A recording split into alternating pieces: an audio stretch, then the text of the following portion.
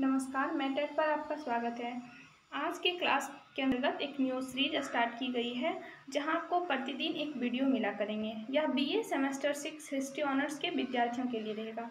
History honours में total 4 paper पढ़ना है और जो भी सीरीज स्टार्ट की गई है यहाँ आपको प्रतिदिन एक वीडियो मिलेंगे और इसी वीडियो के माध्यम से आपके चारों पेपर को कंप्लीट कराया जाएगा। उन 4 पेपर में जो टॉपिक पढ़ना है, जो उसका सिलेबस है, सिलेबस का तो वीडियो डाला हुआ है, देखना चाहते हैं तो देख सकते हैं चैनल के प्लेलिस्ट में जाके, और इम्पॉर्टेंट क्वेश्चन भी डाला हुआ है।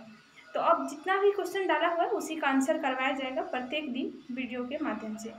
तो अभी जो स्टार्ट किया गया है, जो आज से कोर 13 है, कोर 13, तो पहले कोर 13 कंप्लीट होगा, उसके बाद फिर कोई दूसरे कोर की ओर या डीएससी पेपर की ओर आगे बढ़ेंगे।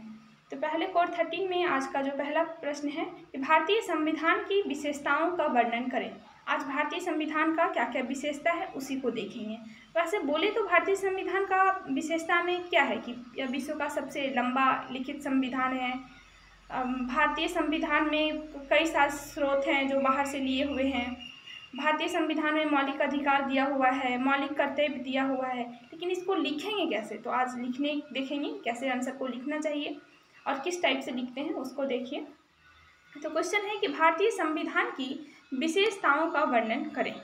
आंसर देखिए, पहले इंट्रोडक्शन लिखिएगा, फिर मेन पॉइंट, फिर लास्ट में निष्कर्ष। पहले इंट्रोडक्शन में क्या लिखते हैं भारतीय संविधान के बारे में। तो संविधान क्या है? कानून का दस्तावेज, कानून का किताब है, इसमें नियम कानून लिखा हुआ है। तो भारत का संविधान भारत का सर्वोच्च विधान है। नहीं, भारत का संविधान जो है वो भारत का सबसे बड़ा कानून है। विधान का मतलब कानून होता है, तो सर्वोच्च विधान है जो संविधान सभा द्वारा, यानी संविधान बनाने के लिए जो सभा बनाई गई थी उसी सभा द्वारा 26 नवंबर 1949 ईस्वी को अंगीकार किया गया तथा 26 जनवरी 1950 ईस्वी को लागू किया गया। यहाँ ध्यान रखिएगा, अंगीकार पूछे, अंगीकार मतलब अपनाना या अंगीकृत करना, ठीक है, अपनाना। तो अपनाया कब गया भारतीय संविधान को? तो 26 नवंबर 1949 ईस्वी को, और लागू कब हुआ? तो 26 जनवरी 1950 ईस्वी को। यहाँ से बहुत बार एक ऑब्जेक्टिव आया हुआ है एग्जाम में कि इसे कब लागू किया गया भारतीय संविधान को। तो भारतीय संविधान को लागू 26 जनवरी 1950 में, और कब इसे अंगीकृत किया गया यानी अपनाया गया? तो 26 नवंबर 1949 ईस्वी, 49-50 याद रखिएगा, 26 नवंबर 26 जनवरी, 26 नवंबर 1949 ईस्वी को इसे अपना लिया गया और 26 जनवरी 1950 ईस्वी को इसे लागू किया गया। आगे देखिए, भारत का संविधान विश्व के किसी भी गणतांत्रिक देश का सबसे लंबा लिखित संविधान है। पूरे ना कि पूरे विश्व में सबसे लंबा लिखित संविधान भारतीय संविधान है। भारतीय संविधान सभा के लिए जुलाई 1946 ईस्वी में चुनाव हुए थे तथा दिसंबर 1946 ईस्वी में इसकी पहली बैठक हुई थी। कह रहा है कि भारतीय संविधान सभा के लिए जो पहली बार चुनाव हुआ था जुलाई 1946 ईस्वी में। यहाँ से भी ऑब्जेक्टिव आता है कि भारतीय संविधान सभा का चुनाव के लिए पहली बैठक कब हुई थी। तो पहली बैठक दिसंबर 1946 ईस्वी, और चुनाव कब हुआ था? तो जुलाई 1946 ईस्वी। तो भारतीय संविधान सभा के लिए जुलाई 1946 ईस्वी में चुनाव हुए थे तथा प्रथम बैठक जो है वो दिसंबर 1946 में हुई थी। जुलाई दिसंबर 1946, 1946, ठीक है, देश आज़ादी के 1 साल पहले। भारतीय संविधान लिखने वाली सभा में 299 सदस्य थे, जिसके अध्यक्ष डॉक्टर राजेंद्र प्रसाद थे। भारतीय संविधान सभा को जो लिख रही थी सभा, उसमें कुल कितने मेंबर थे? तो 299। इसके अध्यक्ष कौन थे? डॉक्टर राजेंद्र प्रसाद। 26 नवंबर 1949 ईस्वी को संविधान सभा ने अपना काम पूरा किया। भारतीय संविधान की रूपरेखा को तैयार करने में टोटल 2 वर्ष 11 माह 18 दिन लगे।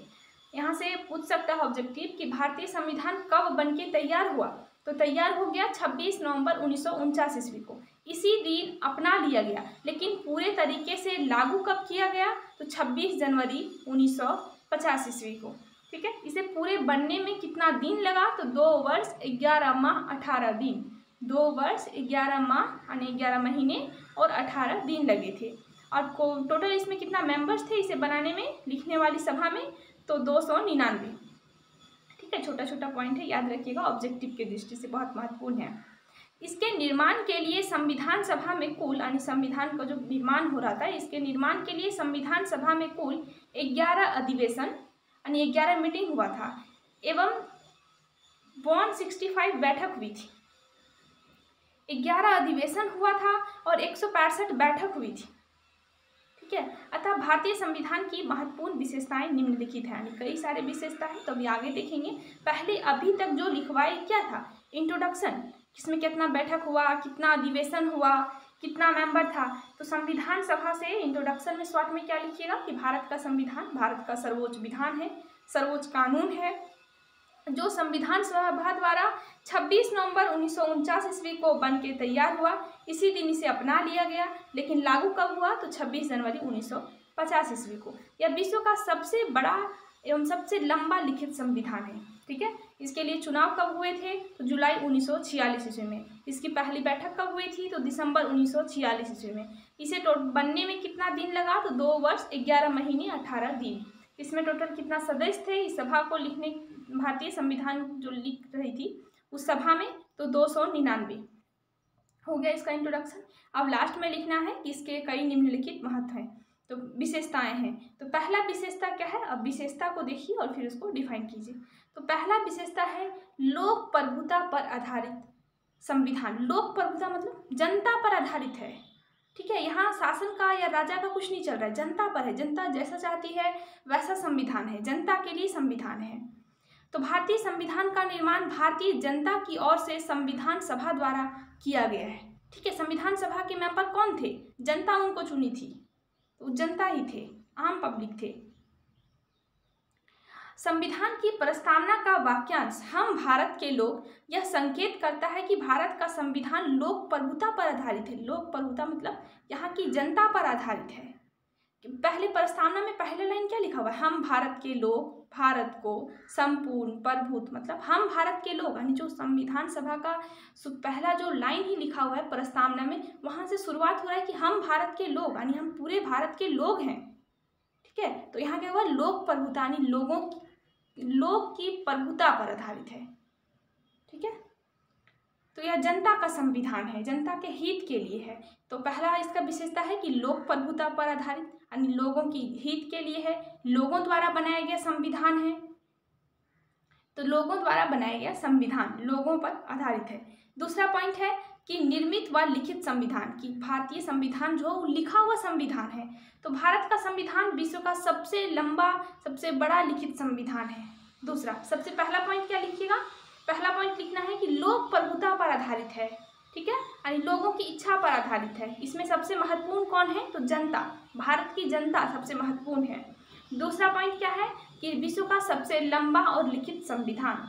तो भारत का संविधान विश्व का सबसे बड़ा और लिखित संविधान है। इसमें प्रारंभ में 395 अनुच्छेद थे, 8 अनुसूचियां और 22 भाग थे। वर्तमान में 395 अनुच्छेद हैं, 12 अनुसूचियां हैं तथा 22 भाग हैं। जो पूरे संविधान को लिखा गया है इसमें टोटल 395 अनुच्छेद है। शुरुआत में 8 अनुसूची था, अभी 12 अनुसूची है, और पहले भी 22 भाग था, अभी भी 22 भाग है। तो 395 अनुच्छेद, 12 अनुसूचियां और 22 भाग हैं वर्तमान में। तो पहला पॉइंट कि लोक प्रभुता पर आधारित है। दूसरा पॉइंट कि विश्व का सबसे लंबा लिखित संविधान है। तीसरा, प्रभुत्व संपन्न समाजवादी पंथ निरपेक्ष लोकतांत्रिक गणराज्य। देखिए, भारत तो प्रभुता संपन्न राज्य है, यहाँ किसी विदेशी सत्ता के अधीन नहीं है। इसमें लोकतांत्रिक समाजवाद को मान्यता दी है, जिसका रूप इंग्लैंड के फेबियनवाद से मिलता जुलता है। भारत पंथ निरपेक्ष है, अर्थात यहाँ धर्म के आधार पर कोई मतभेद नहीं हो सकता है। देश में लोकतांत्रिक व्यवस्था है, सत्ता जनता के पास है, अतः भारत गणतंत्र है। मतलब तीसरा विशेषता क्या बोल रहा है कि भारत जो है, यहाँ संविधान जो पंथ निरपेक्ष है, मतलब यहाँ कोई एक धर्म नहीं है, सब धर्म को समान दिया गया है भाव। ठीक है, यहाँ कोई हिंदू मुस्लिम सिख ऐसा कुछ नहीं है, सब एक समान है। लोकतंत्र है, मतलब लोगों की इच्छा के लिए है। ठीक है, यहाँ का जो सारा पावर है वो जनता के हाथों में है। तो पहला पॉइंट पंथ निरपेक्ष और लोकतांत्रिक गणराज्य या लोकतांत्रिक संविधान है। अगला पॉइंट जो है कि संसदीय शासन प्रणाली। देखिए क्या है, भारत में संसदीय शासन प्रणाली है। राष्ट्रपति को राज्य अध्यक्ष बनाया गया है, जिसकी सत्ता नाम मात्र की है। वास्तविक सत्ता मंत्री परिषद के पास है, जिसका अध्यक्ष प्रधानमंत्री हैं। जो सामूहिक रूप से लोकसभा के प्रति उत्तरदायी हैं। कहता है कि संसदीय शासन प्रणाली है। संसदीय शासन प्रणाली का मतलब क्या होता है? संसदीय शासन प्रणाली में होता है जिसमें केवल राष्ट्रपति, जो राज्य अध्यक्ष होते हैं, उनके पास नाम मात्र की सत्ता है। राष्ट्रपति क्या है? पूरे राज्य के अध्यक्ष हैं, लेकिन इनके पास सत्ता नाम मात्र की है। वास्तविक इसका जो हेड है कौन होते हैं? तो मंत्रिपरिषद और प्रधानमंत्री काम करते हैं। ठीक है, इस पूरे मंत्रिपरिषद के पास होता है जिसका अध्यक्ष कौन होता है? प्रधानमंत्री। यानी पूरी तरह से जो कार्यभार शासन चलाने का भार प्रधानमंत्री के ऊपर रहता है। अगला पॉइंट है कि संघात्मक शासन। संघात्मक शासन का तात्पर्य ऐसे शासन से है जहां संविधान द्वारा शासन की शक्तियों का विभाजन केंद्र एवं राज्यों के बीच किया जाता है। देखिए वर्ड थोड़ा सा लगता होगा क्योंकि पॉलिटिकल से जुड़ा हुआ है, तो थोड़ा सा वर्ड अभी 1-2 दिन जब संविधान का चलेगा ना, तो 1-2 दिन क्लास लगेगा, थोड़ा सा डिफिकल्ट। पहला है संघात्मक शासन। संघात्मक शासन का तात्पर्य मतलब क्या है कि जहाँ शासन का बंटवारा हो जाता है। जैसे शासन का बंटवारा इंडिया में क्या है कि केंद्र सरकार है, फिर राज्य सरकार है। तो क्या हुआ है कि शासन को बंटवारा कर दिया गया, केंद्र सरकार, राज्य सरकार, स्थानीय सरकार, सबको अपने अपने क्षेत्र का देख रेख करना है। ठीक है, लेकिन केंद्र के पास क्या है कि राज्य से अधिक शक्तियाँ होती है, उसी को कहते हैं संघात्मक। मतलब शक्ति का बंटवारा तो हो गया है केंद्र राज्य, लेकिन फिर भी राज्य से अधिक शक्ति किसके पास है? तो केंद्र सरकार के पास। ठीक है, तो संघात्मक शासन। अगला पॉइंट क्या है कि कठोरता एवं लचीलेपन का मिश्रण। यानी भारतीय संविधान को अधिक कठोर भी नहीं बोल सकते हैं और अधिक लचीलेपन नहीं बोल सकते हैं। ठीक है, तो यहाँ इसको किस आधार पर माना गया है? तो संशोधन। मान लीजिए आपको कुछ सुधार करना है भारतीय संविधान में, फिर कुछ नया चीज़ उसमें जोड़ना है या किसी चीज़ को हटाना है, तो इसके लिए आपको ऐसा नहीं है कि बहुत आसानी से हो जाएगा, और ऐसा भी नहीं है कि इसके लिए बहुत परिश्रम करना पड़ेगा, बहुत सारा दस्तावेज देना पड़ेगा, तब संशोधन हो सकता है। ठीक है, थोड़ा मेहनत करने से हो सकता है। तो कहता है कि कठोरता तथा लचीलेपन का मिश्रण, मतलब थोड़ा कठोर है और थोड़ा आसान भी है, दोनों का मिक्सर है।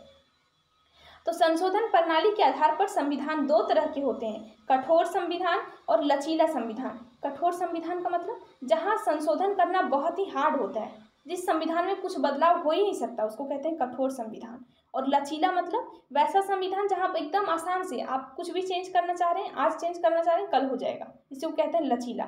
जबकि भारत का संविधान इन दोनों में से नहीं है, कहता है दोनों का मिक्सर है। यहाँ चेंज भी कुछ आसान से हो सकता है और ज़्यादा कठोर भी नहीं है। ठीक है, तो भारत का संविधान इन दोनों प्रकार के संविधान का मिश्रण है। अगला पॉइंट है न्यायिक समीक्षा। सर्वोच्च न्यायालय व उच्च न्यायालय को यह शक्ति दी गई है कि वे चुनौती दिए गए राज्य के किसी कानून या आदेश की समीक्षा करें। कहता है न्यायिक समीक्षा मतलब कि सर्वोच्च न्यायालय तथा उच्च न्यायालय यानी सुप्रीम कोर्ट और हाई कोर्ट को यह शक्ति दिया गया है या चुनौती है दिए गए हैं कि राज्य के किसी कानून या आदेश की समीक्षा करें तथा उसे असंवैधानिक होने की स्थिति में रद्द कर दें। सुप्रीम कोर्ट को और हाई कोर्ट को अधिकार दिया गया है कि यदि आपको कुछ लग रहा है कि सरकार कुछ ऐसा कानून बना दी जो सही नहीं है, तो आप उसे रद्द कर सकते हैं। ठीक है, आपको दबाव में काम नहीं करना है, आपको देश के हित में काम करना है। तो कुछ लग रहा है कि संविधान में ऐसा लिखा हुआ ऐसा नहीं होना चाहिए और सरकार मनमाना काम कर रही, तो आप इस कानून को रद्द कर सकते हैं। चूँकि उच्च न्यायालय के निर्णय को सर्वोच्च न्यायालय में चुनौती दी जा सकती है, सर्वोच्च न्यायालय का निर्णय अंतिम है, मतलब यहाँ जो अंतिम निर्णय होता है उस सर्वोच्च न्यायालय का होता है, सुप्रीम कोर्ट का होता है, इसलिए न्यायिक समीक्षा। अगला पॉइंट है मौलिक अधिकार मौलिक कर्तव्य, कि भारतीय संविधान में क्या है कि मौलिक अधिकार दिया गया है, फंडामेंटल राइट, और मौलिक कर्तव्य भी है यहाँ के लोगों को दिया गया है। ठीक है, फंडामेंटल ड्यूटीज़। तो संविधान के तीसरे भाग में नागरिक को 6 प्रकार के मौलिक अधिकार दिए गए हैं। संविधान के तीसरे भाग में 6 प्रकार का मौलिक अधिकार। 6 प्रकार का मौलिक अधिकार क्या क्या है? तो समानता का अधिकार दिया गया है, स्वतंत्रता का अधिकार कि आप स्वतंत्र हैं, समानता मतलब सब किसी में भेदभाव नहीं करना है, शोषण के विरुद्ध अधिकार यानी शोषण नहीं करना है। अगला है धर्म का अधिकार कि आपको किसी भी धर्म मानने की छूट है। अब 5वां है सांस्कृतिक एवं शैक्षणिक अधिकार, ठीक है, जो अल्पसंख्यकों के लिए है, तो उनको भी शिक्षा प्राप्त करने और संस्कृति के लिए अधिकार दिया गया है। संवैधानिक उपचार का अधिकार, इसके तहत कहा गया है कि आपको लग रहा है कि हमको किसी तरह का अधिकार नहीं दे रहा है, हम किसी अधिकार से वंचित हैं, तो आप जाके सुप्रीम कोर्ट से याचिका दायर कर सकते हैं। ठीक है, अगले तो 6 प्रकार का मौलिक अधिकार है, समानता, स्वतंत्रता, शोषण के विरुद्ध, धर्म का अधिकार, सांस्कृतिक एवं शैक्षणिक अधिकार और संवैधानिक उपचार का अधिकार। 1978 ईस्वी में 44वां संविधान संशोधन हुआ, जिसने संपत्ति के अधिकार को इस भाग में से निकाल दिया। शुरुआत में कहा गया है कि टोटल 7 मौलिक अधिकार थे, लेकिन 1978 में क्या हुआ, जो कि संविधान संशोधन 44वां संविधान संशोधन हुआ, इसके तहत भारतीय संविधान में एक संशोधन किया गया और एक अधिकार था संपत्ति का अधिकार। इस संपत्ति के अधिकार को मौलिक अधिकार से हटा दिया गया। ठीक है, तो वर्तमान में कितने मौलिक अधिकार हैं? 6। 1976 के 42वें संविधान ने नागरिकों के मौलिक कर्तव्य वाला भाग जोड़ दिया और 1976 में क्या हुआ कि 42वें संविधान संशोधन के द्वारा भारतीय जनता को कुछ मौलिक कर्तव्य दिया गया। बोला कि जब आपको कुछ अधिकार मिला है तो कुछ आपका कर्तव्य भी है, कुछ आपके ड्यूटीज भी हैं देश के प्रति, तो कुछ कर्तव्य दिया गया। अतः उनका कर्तव्य है कि राष्ट्रीय झंडे व राष्ट्रगान का सम्मान करें, संविधान का पालन करें, मातृभूमि की रक्षा करें आदि। ठीक है, तो कई मुख्य रूप से 11 प्रकार का कर्तव्य दिया है, जिसमें पहला था कि राष्ट्रीय झंडा, राष्ट्रगान का सम्मान करना है, संविधान का पालन करना है, मातृभूमि की रक्षा करना है आदि। अगला पॉइंट है कि नीति निर्देशक तत्व भी दिए गए हैं। संविधान के चौथे भाग में नीति निर्देशक तत्व दिए गए हैं, जिसका ध्येय भारत में सामाजिक व आर्थिक लोकतंत्र स्थापित करना है। यह सिद्धांत अनिवार्य या न्यायमान्य नहीं है, लेकिन यह अपेक्षा की है कि राज्य इन्हें देश के प्रशासन में मूलभूत समझेगा। मतलब नीति क्या बोलते हैं, मौलिक अधिकार, मौलिक कर्तव्य के अतिरिक्त भी कुछ तत्व दिए गए हैं भारतीय संविधान में, जिसे कहते हैं नीति निर्देशक तत्व। ठीक है, सरकार को कहा गया कि इस पर ध्यान दीजिए और ऐसे ऐसे अपने राज्य में, देश में सुधार कीजिए, ऐसा लिखा हुआ है संविधान में। अगला पॉइंट है स्वतंत्र एवं एकीकृत न्यायपालिका।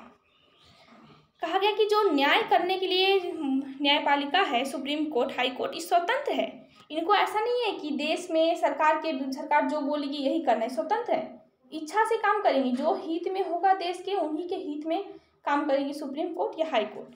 तो भारत में संघात्मक व्यवस्था होने के बावजूद अमेरिका की तरह दोहरी न्यायपालिका के स्थान पर एकीकृत न्यायपालिका को अपनाया गया है। इसके अंतर्गत राज्यों में स्थित उच्च न्यायालय अंतिम न्यायालय नहीं है, बल्कि सर्वोच्च न्यायालय अंतिम न्यायालय है।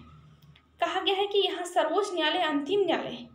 जब आप कुछ सुप्रीम कोर्ट में, हाई कोर्ट में कोई आपका मैटर चल रहा होता है और जब हाई कोर्ट से आपका मामला कंप्लीट नहीं होता है तो आप जाके सुप्रीम कोर्ट में याचिका दायर कर सकते हैं। तो अंतिम निर्णय किसका होता है? सुप्रीम कोर्ट का। अगला पॉइंट है कि अल्पसंख्यक व कमजोर वर्ग की विशेषता की व्यवस्था। कह रहा है कि अल्पसंख्यक, जिनका संख्या कम है, और जो कमजोर वर्ग हैं, उनके लिए अलग से व्यवस्था किया गया है भारतीय संविधान में। तो भारतीय संविधान में अल्पसंख्यक तथा कमजोर वर्ग जैसे अनुसूचित जाति, अनुसूचित जनजाति एवं महिला के लिए महिला, बच्चों तथा पिछड़े वर्ग को विशेष अधिकार प्रदान किया गया है। इन्हें आरक्षण प्राप्त है। ठीक है, जैसे महिला, बच्चा, पिछड़ा वर्ग, SC ST सबको आरक्षण दिया गया। कहाँ? तो भारतीय संविधान में। सारा क्या था कि भारतीय संविधान का विशेषता। अगला पॉइंट अन्य विशेषता में है कि इन विशेषताओं के अतिरिक्त भी भारतीय संविधान में कई अन्य विशेषताएं हैं, जैसे एक हरी नागरिकता, कि आपको एक ही प्रकार का नागरिकता प्राप्त हो सकता है, एक ही बार आप नागरिकता ले सकते हैं, व्यस्क मताधिकार, जो वोट देने का अधिकार है, आपातकालीन उपवन, यानी जरूरत पड़ने पे देश में इमरजेंसी पावर लगाया जा सकता है। अगला स्थानीय स्वशासन की संस्था, निर्वाचन आयोग, चुनाव कराने का जो आयोग है, स्थानीय स्वशासन जो कि प्रशासन को बांट दिया है, स्वतंत्र एवं निष्पक्ष चुनाव की व्यवस्था आदि। ठीक है, तो इस संविधान के, भारतीय संविधान की कई विशेषता, इसमें 10-11 पॉइंट लिखा हुआ है, लेकिन इतना तो एग्जाम में नहीं लिखना, फिर भी जो याद रहेगा लिखिएगा। इसमें पहला है कि लोक प्रभुता का सिद्धांत, मतलब लोगों की इच्छा पर से जुड़ा हुआ या लोगों द्वारा बनाया गया है। दूसरा है कि विश्व का सबसे लंबा एवं लिखित संविधान है। तीसरा कि मौलिक अधिकार दिया है। चौथा मौलिक कर्तव्य दिया है। पांचवा नीति निर्देशक तत्व दिया है। छठा स्वतंत्र न्यायपालिका है यहाँ। ठीक है, सातवां कि अल्पसंख्यक वर्ग, कमजोर वर्ग को अलग से व्यवस्था रखा गया है लोग के लिए। और अन्य विशेषता में कि इसके अतिरिक्त भी अन्य कई विशेषताएं हैं। तो 7-8 पॉइंट एग्जाम में लिखने से काफ़ी है। अब आगे देखिए निष्कर्ष क्या है कि उपरोक्त कथन के आधार पर यह कह सकते हैं कि हमारा संविधान हमारे राष्ट्र का आधार स्तंभ है। यह ढेर सारी विशेषताओं से भरा पड़ा है। सबसे महत्वपूर्ण बात यह है कि इसमें आवश्यकता अनुसार संशोधन करने का प्रावधान भी है। मतलब आप जब चाहे इसमें चेंज भी कर सकते हैं। अतः भारतीय संविधान का स्रोत भारतीय जनता है, मतलब यह पूरे तरह से जनता पर निर्भर है, जनता के द्वारा बनाया गया है। ठीक है, तो निष्कर्ष में लिख सकते हैं कि हम यह कह सकते हैं कि भारतीय संविधान हमारे राष्ट्र का आधार स्तंभ है, उसी के आधार पर हमारे देश का शासन चलता है। और इस पूरे संविधान का स्रोत कौन है? तो भारतीय जनता भारतीय संविधान का स्रोत है। Thank you. आज की क्लास में इतना ही, फिर मिलते हैं अगले वीडियो में।